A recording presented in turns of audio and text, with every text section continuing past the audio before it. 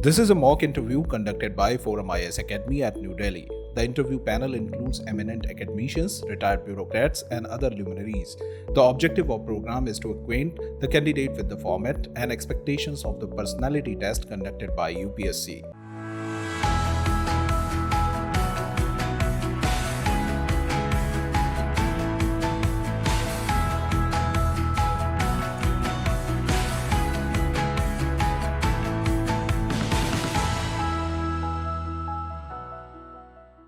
May I come in, ma'am? Please come.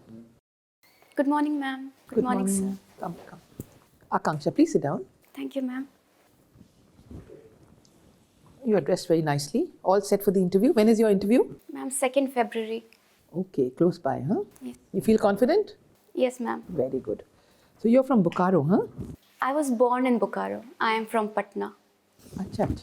All right. And your father is in PSU? No, As ma'am. your mother? My father is working in the health department under government of Bihar, and my mother is a primary school teacher, also under Bihar government. Okay. So yeah, it gives us a PSU sort of a thing, general. And you are a vet? Yes, ma'am. Oh, that's lovely. Absolutely lovely. Okay. So tell me, what made a vet write the IAS?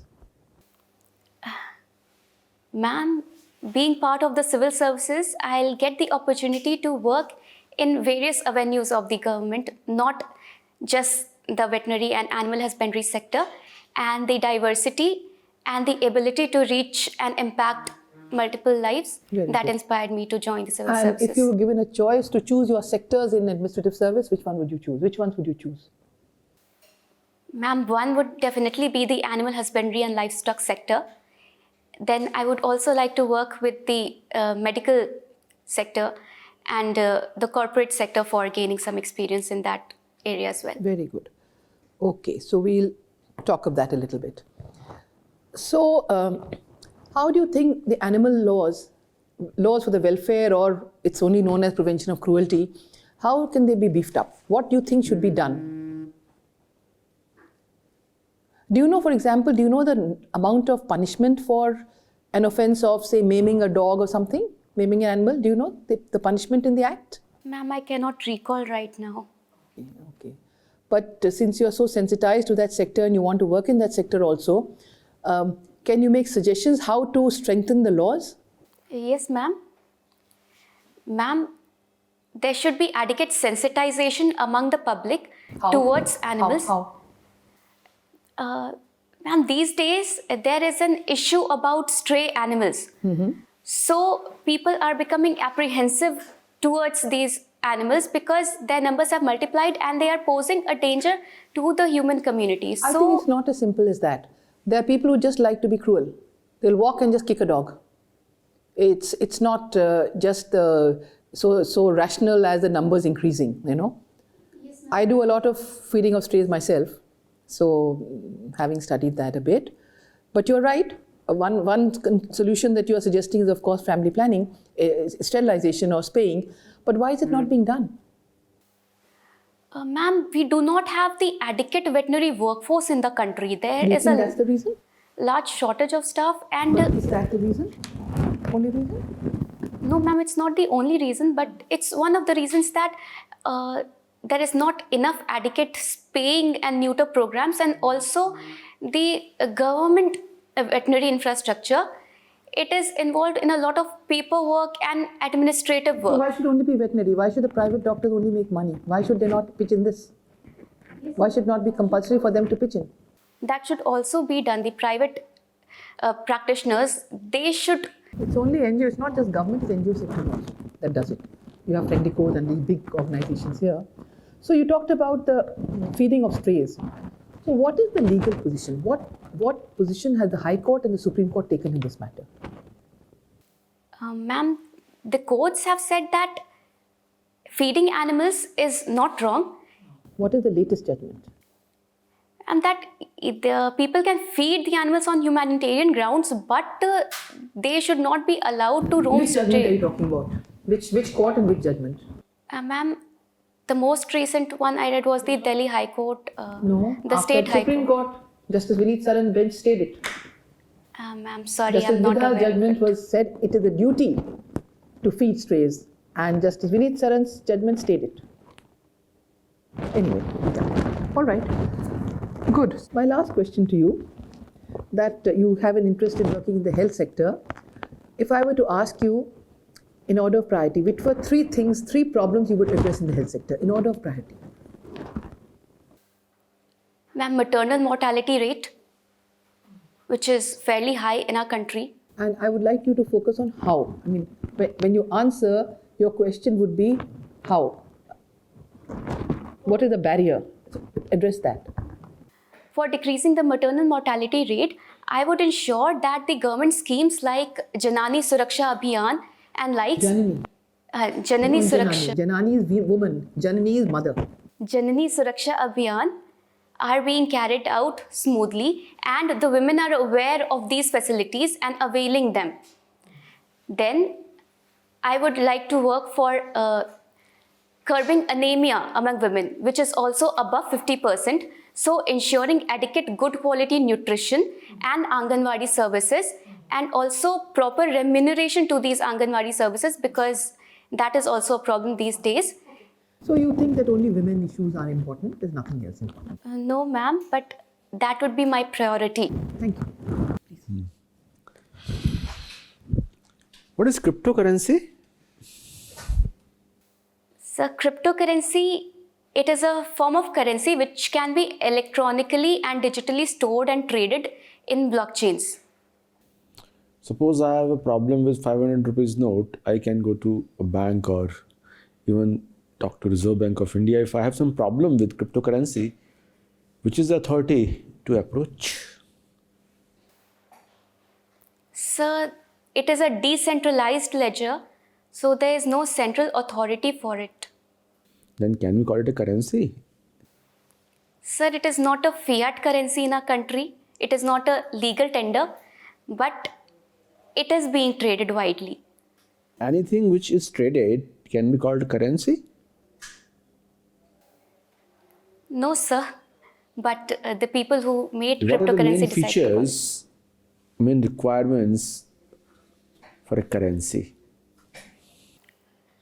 Sir, it should be issued by the central bank of the government, and it should be certified as a legal tender by the government. What is geoeconomics? We talk a lot about geopolitics. What is geoeconomics? Sir, in my opinion, the term means the operation of trade and economic practices across borders between different countries. Tell me one thing. We had violent clashes with China. Still, we have more than $100 billion trade with China. And for so many years, we did not have any violent clashes with Pakistan. But we don't have any trade with Pakistan. Reasons for that? They are asking, please do trade with us, and we are not doing anything. Sir, the reason is because our dependency on China has grown over the years. China started liberalizing its economy and developing as a manufacture sector back in the 80s. And India somewhere lagged behind in the process. And thus, the export surplus has been increasing on China's part. And Pakistan, on the other hand, does not have any credible export on its side. So even if India does not carry out trade with Pakistan, it is not losing out much. But we depend on China for a lot of things like semiconductors and APIs and medicines. So if we abruptly discontinue our exports, it is our economy which will suffer the brunt. Sir. Thanks, sir. So, hello, Akansha. Hello, sir. I see that you are into reading classics. Yes, sir. So, why are they called classics? Is there any criteria to classify a particular novel as a classic? Sir, I'm not entirely sure, but I think the books which were written about a century or so So, back, it is only about timeline you are saying? sir, they have a particular literary style to them. And what is that style? Sir, I'm not sure. Any classics that you have read? Can you tell me what are the latest, the last one that you read? Sir, I reread Pride and Prejudice a few years back. Pride and Prejudice, Jane Austen. Yes, sir. What other novels has she written? Pride and Prejudice, Emma, Sense and Sensibility, Mansfield Park. How many have you read? So all of them. Oh, you have read. So Yes. which one is your favorite? Pride and Prejudice. Any particular reason? Who is your favorite character in that? So Mr. Darcy. Mr. Darcy. Not the female protagonist, anyone? Who is the male female protagonist in that? So the male protagonist is Mr. Darcy. Female. The female is Elizabeth. You don't like him? Sir, I do. Okay, so why do you like Mr. Darcy? So because while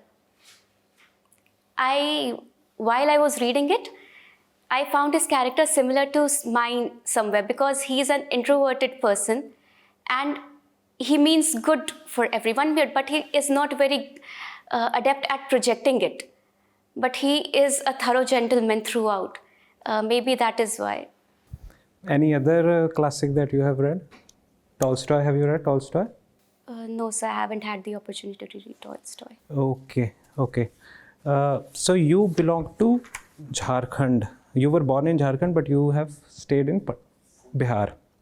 So do you think that Jharkhand has benefited after being separated from Bihar? Yes, sir. Can you elaborate how? How has it benefited? So the division of the state entailed that all the mineral-rich regions of Bihar, like Jamshedpur, Tata, Ranchi, Hazaribagh, they went to Jharkhand. So it was easier for them to administer those industries and generate employment for the people. And also Jharkhand was Has it separated. actually resulted in improvement in income levels of people, of local people in Jharkhand? So unfortunately not, because Jharkhand was created as But you a said demand. that it has benefited, right? But if the benefit hasn't percolated to the ground level, don't you think that it defeats the purpose? Yes, sir, that is true. Jharkhand did improve on administration grounds after separation from Bihar, because the administration and the government was able to pay attention to the smaller area and cater to the needs of the tribal people. But the income and the employment generated by the industries, they did not flow down to the tribals. So the government needs to take more steps to educate and make those people more empowered. The benefits of the industrialization, they went to the industries. Okay, okay. My last question to you. You have been awarded as most promising debater.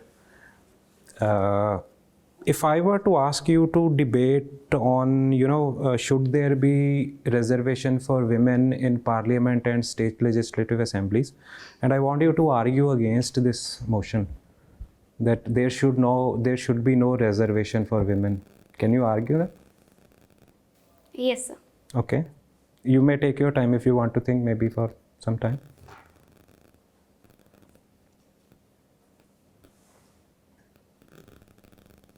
Sir, it was proposed in one of the sessions of the parliament that women should be provided 33% reservation in the parliament and state legislatures to elevate their participation levels, which are currently only 19%. But I feel that reservation is not the correct way out of this deplorable situation of women, because as we have evidenced from the reservation policies of the past, which were meant for uplifting the SCs and STs, that they have not been entirely effective. Although they ensured participation of these communities in education and administrative institutions and lawmaking organizations, but this did not percolate to a societal change. So, for women to be empowered, they do not need to be provided reservation as a means to ensure their participation. Women should be empowered ideologically, educationally, so that they can stand up on their own, contest elections, and rile up crowds behind them Okay. through their policies. Okay. Okay. That's it. Thank you. I'll pass on to the next person. Thank you, sir. Akansha. Yes, sir. Some Akanshas are putting a K in their name in between. Why is that? Sir, Akanksha, some people. because it's Kshatriya Sha. So KSHA. I think there should also be a K in my name, but this is what my parents wrote during my school admission, so this has stayed. Okay. So you were born in Bokaro. Yes. Why Bokaro was chosen as a industrial center?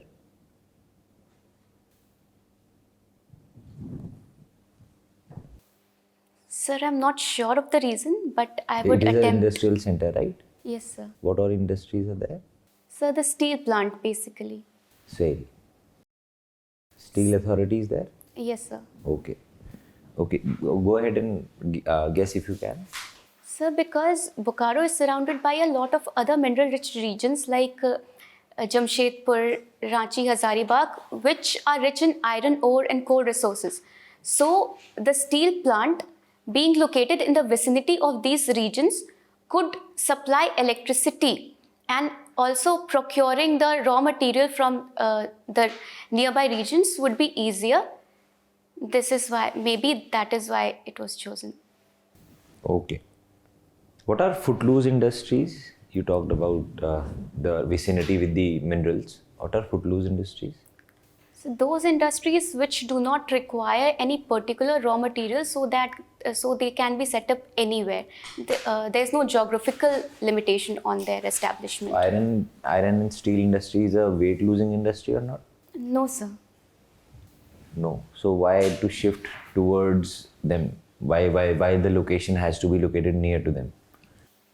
Sir, to follow the Weber's law, because the industry should be located near to the source of raw material and the market to gain the maximum revenue out of it. Okay, and you are presently staying in Patna. Yes, sir. Give me two reasons, and you are from geography as well, right? So give me two geographical reasons why Patna has been the capital from the ancient times till now. Sir, Patna is located on the banks of River Ganga. So there's ample amount of fertile soil for cultivation, and it also receives good amount of rainfall but is not flooded, unlike the regions in the north which are touching Nepal. So it was a favorable location for settlement. So this is one reason. Yes, sir.